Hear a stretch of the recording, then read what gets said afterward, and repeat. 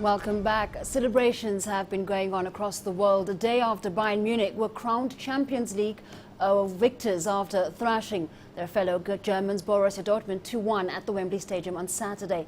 The Germans are finally on top of European football just a year ahead of the World Cup contest in Brazil. CCTV's Richard Bestick has more from London. As fans trooped out after Bayern Munich's last-minute triumph, the new champions really were over the moon.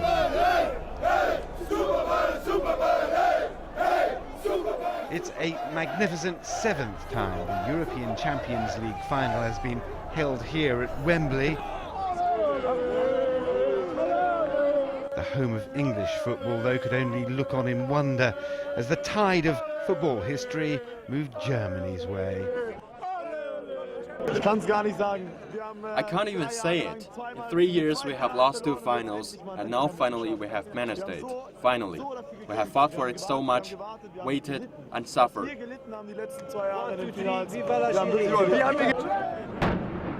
First time, of course, the European Cup's been an all-German affair, but watch out, Brazil. These people have eyes on the world. And now we go to Brazil and we take the pot, okay? Yes. Thank you! Our time. England, Thank you! Hey, Superman! Superman! Hey! Hey! To the victors, the spoils. For the fans of Borussia Dortmund, a time for reflection. They had, though, just witnessed a German spectacular. Hey! Superman! Superman! Hey! Hey! Superman! Superman! Hey! Hey! These are the lucky few who managed to get into the ground. There was something in the region of 500,000 Germans wanted to come. 200,000, it's estimated, made the trip to London. Just 50,000 got tickets.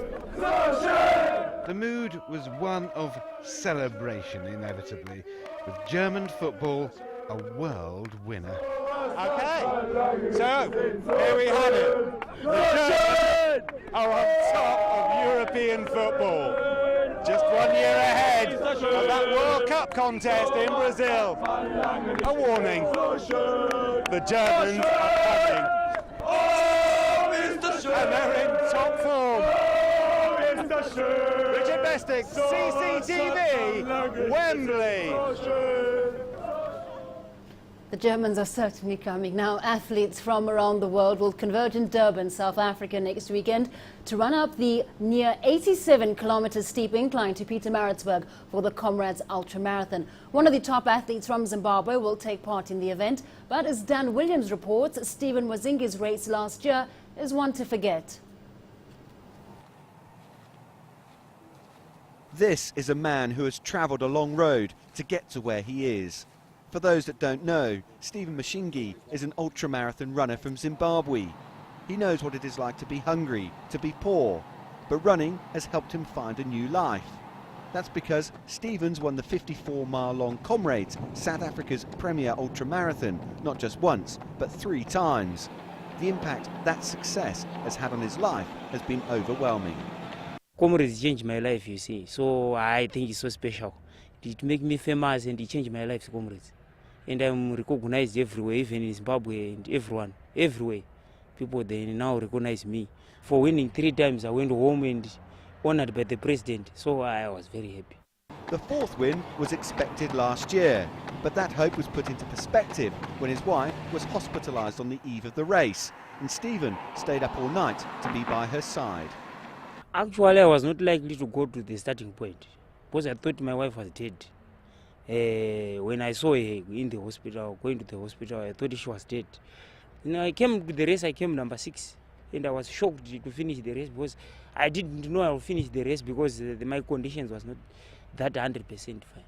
Although Stephen is determined to come back this year and show his peers a clean pair of heels, a niggling injury to his right calf threatens to derail that goal.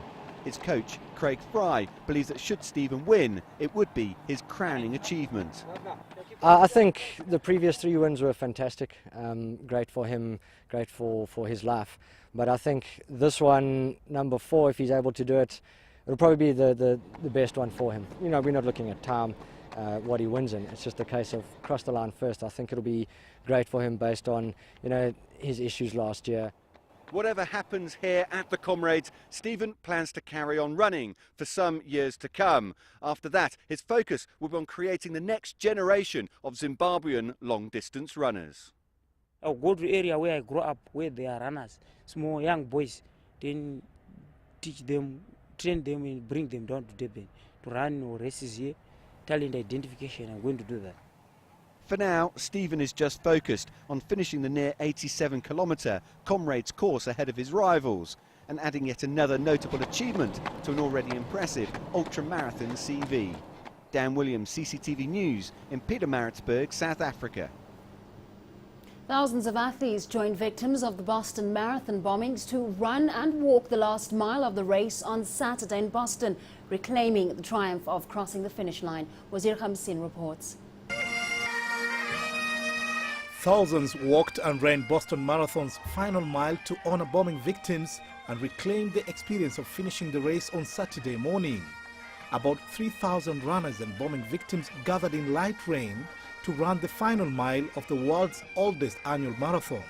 I feel really good. I made it all the way, and it was a nice experience, so I'm grateful that we were given that chance.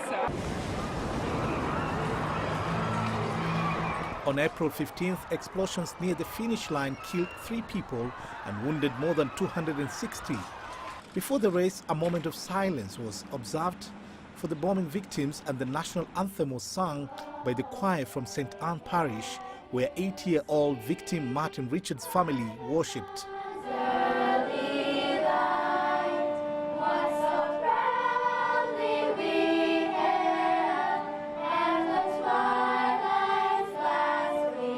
It's just unbelievable. The people of Boston, just unbelievable. All the love. Even you guys with the cameras. I just want to hug and kiss you all. I can't believe what's going on here. Whoa, way bigger turnout than I expected. The 1-mile run began at Kenmore Square and ended at the official finish line, where participants hugged and cheered. For many runners, it was also a chance to heal from the events of that harrowing day. Wazir Khamsin, CCTV.